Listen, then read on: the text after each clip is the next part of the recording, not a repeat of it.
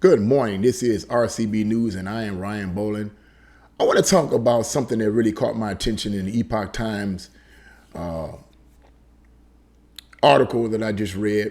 It's in reference to a conservative think tank in California that is suing California actually for trying to initiate a law that would require corporations to hire people of different genders and different gender options and minority groups simply by force based on their race and based on their gender. Forget about qualifications, forget about whether or not you have the skills to fill this position. We're going to hire you based simply off of that idea. So I want to talk about that. I want to get into that. So I'm going to read a portion of this article. And then when I'm completed with reading a portion of this article, I'm going to give you some key points and my analysis on this entire debacle. And the article is entitled, California Sued Over Law Forcing Appointment of Minorities and LGBT to Corporate Boards. A conservative think tank filed a federal civil rights lawsuit against California to halt a law that will force quotas on publicly held corporations headquartered in the state, requiring them to appoint board members based solely on their race and sexual orientation.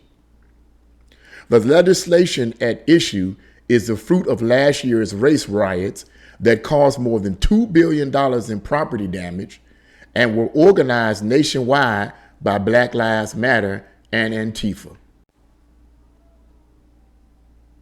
By December 31st, 2022, a corporation must have a number of directors with given characteristics depending on the board size.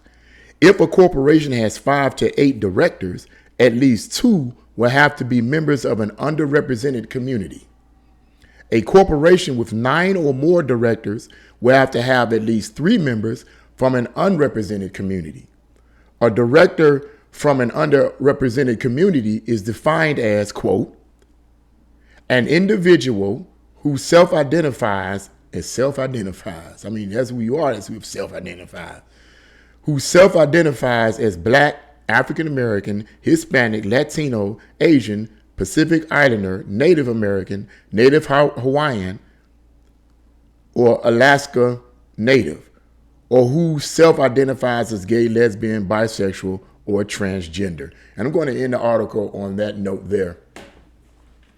But as you can see here, this is a controversial subject and one that I would like to address first and foremost. I find it so crazy that we're going right back to where we started from. Wasn't the civil rights movement all about trying to get away from discrimination based on people's sex or their gender or their race? Wasn't that what they're all about? But we see here a reverse of that. But I don't want to get too far into that because that's one of my points here. But I want to first and foremost bring out my first point, and that simply is, if you're hiring people based on their gender or race, then you're discriminating against qualified people, in my opinion.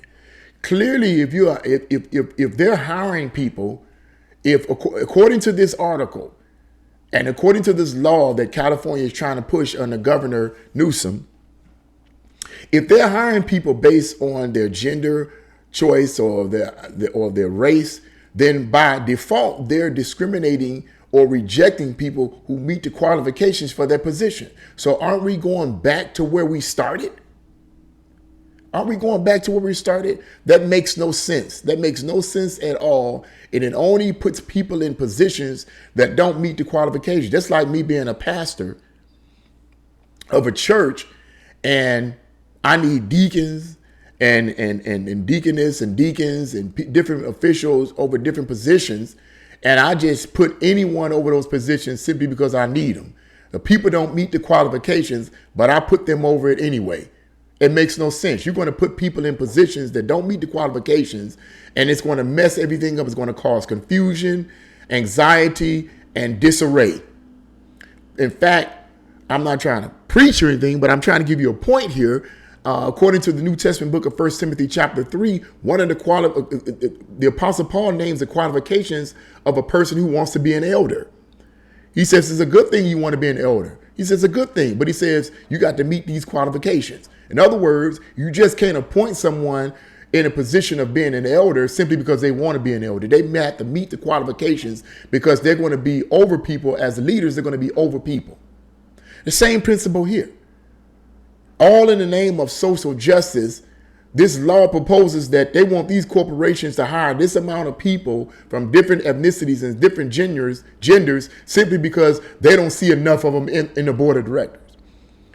And there's a problem because you can't assume, and I used to feel the same way. I used to be like, man, how come there aren't that many blacks in this particular school? Or are there that many blacks in this particular place here? And sometimes it is discrimination based on race.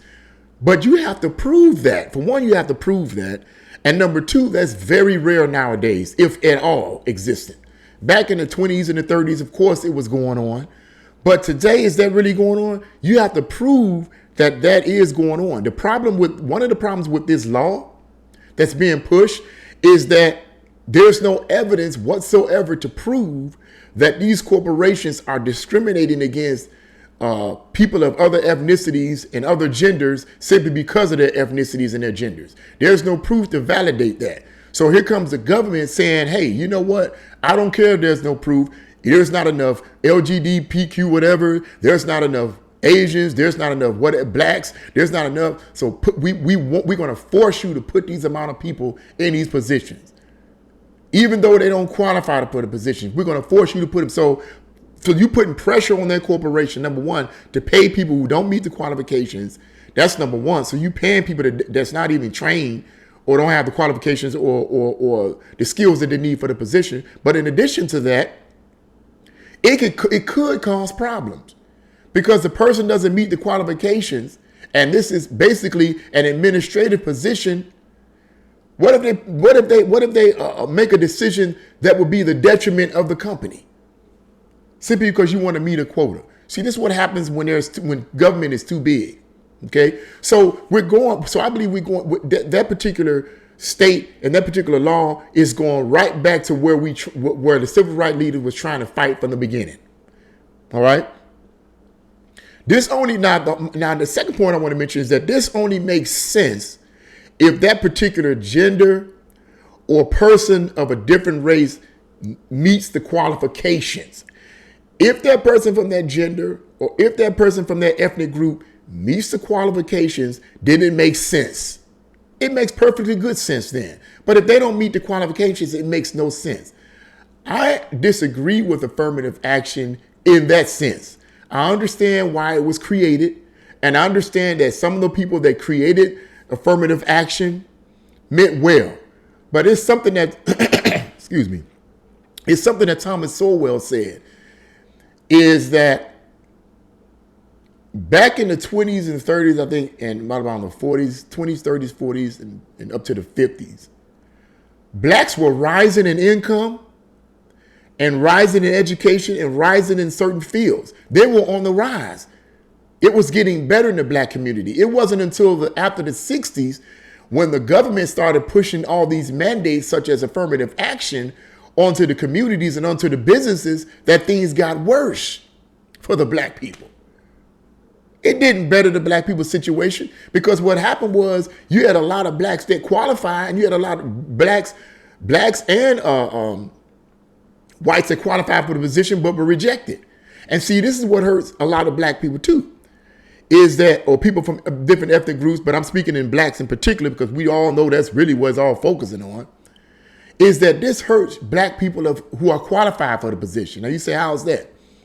Because if they get the corporate position, everyone is going to, now I won't say everyone, but a vast majority of people on the corporate board is going to look at them and say, did they get this position because they earned it, because they qualified for it, or because of affirmative action? So now this black person in this position has to constantly prove themselves and prove their skills before their peers that they earned the position, that they're qualified for the position, and it wasn't given to them because of affirmative action. That's one of the reasons why when I write as a fiction writer, that's one of the reasons why I don't describe the race or the gender or the race of my particular characters. I never say what race they are. All I try to do is make the best kind of story that I can make. And that's why the few stories that did get published got published. They didn't get published because they were spinning some kind of racial, ethnic story or plot, although if that's what people want to write on, that's what they want to write on. But that's not what I write about. I write about universal themes. And there is no racial division in my stories. Whatever race you want to attribute it to, that's what you attribute it to. But the themes are universal. So when the publisher reads my stories, they're impressed with how good the story is, not because the character is black or the character is this gender or whatever, and they want to push social justice. No, they like my story. In the same situation, I don't want anyone accepting me based off of a racial situation. Accept my work based off of the fact that it's good enough and that you like it and that you're willing to buy it. That's what I want. I want you to buy it and look and say, this is a great story. I love it. Let me go ahead and buy the story and pay you as a result. It's the same scenario here. The way I see it, you want to get the position because you qualified to get it. So I think this is going to hurt these corporations. If this conservative think tank is not successful, I believe this is going to hurt these corporations in the long run. And here's another thing I want to bring out too. If this affirmative action is being pushed in big corporations, all right, then it should be pushed on basketball. If this kind of affirmative action is being pushed in corporations, then the same principle should be applied to basketball. You say, how is that? Because basketball, black people are more prevalent in basketball than any other ethnic group. Am I right or wrong? You know I'm telling the truth. There are more black people in basketball than any other ethnic group. Now you may ask, why is that? The reason for that isn't because of their race. The reason for that is because black people tend to practice more and put more time in, and so they tend to have greater skills than their their peers. It isn't because of their skin color. It's because of basketball and sports and even rap music is promoted towards blacks more than being a doctor or a lawyer or an entrepreneur. Basketball and sports and rapping is what's pushed and promoted and marketed towards blacks. So most blacks lean towards those particular areas and they spend more time developing those skills, and that's why they're better, and that's why the coaches or the whoever that hires them because they have the skills that's needed for their position. That's why. But this whole affirmative action thing, if we're gonna be fair, we might as well use the same concept in basketball and any other kind of arena where a particular group is more prevalent in that particular arena. We should use affirmative action then. See, it's all about skills and qualifications, not your skin tone. So I believe that this whole thing is simply reverse discrimination. It's just discrimination from another perspective. These liberals can say what they want to say, and maybe some of them have a pure heart. Maybe some of them are sincere in their heart to bring equal justice, but a fair justice to everyone. But in my opinion, and this is my opinion, I believe a vast majority of them are not sincere. I believe that these people are evil. Many of them are evil. They know what they're doing, and they have a communist, Marxist ideology to divide and conquer this country and recreate it into a communist country. That their intent, many of them, in my opinion, intentions are not pure and they're not good. They intend to cause division. They intend to cause problems in the country in order to divide the groups and races against each other, cause a civil war, come in, save the day, and bring us closer to their communist government. I believe, in my opinion, most of the far leftist liberals and most of the Democrats think that way, and that's what's real. Because you can't keep doing the same thing, getting the same results, and then saying, well, I'm sincere. No, you're not. You a lie, and the truth is not in you. You're getting the same results over and over and over again. You telling me you sincere? Come on, man. What do you think we are, a bunch of fools? I'm not. So that's what I believe. This is simply reverse discrimination, and I don't agree with it, and I believe it needs to be exposed, and I believe we shouldn't push this affirmative action in these corporations and taking over these corporations. Big government always, the history of big government always causes more problems than good. The history of big government always causes more problems than good. But what are you guys' views on this? Leave it in the comment section below. Do you think that affirmative action is good or bad? Do you think we still need it, or do you think they should get rid of it? You know, are blacks being discriminated against? Are other ethnic groups being discriminated against simply because of their race? And if so, what evidence do we have to prove that? What do you believe about that? Put your comments in the comment section below. You know what I believe about it. I believe that affirmative action should only be utilized when there is proof. When there is proof that corporations are discriminating against groups and factions and races based on their race and based on their gender, they're being discriminated against. If there's proof. If there's proof and these people meet the qualifications for that position, then affirmative action should be initiated and they should get the position. But if they don't qualify, no. I'm totally against affirmative action in that sense.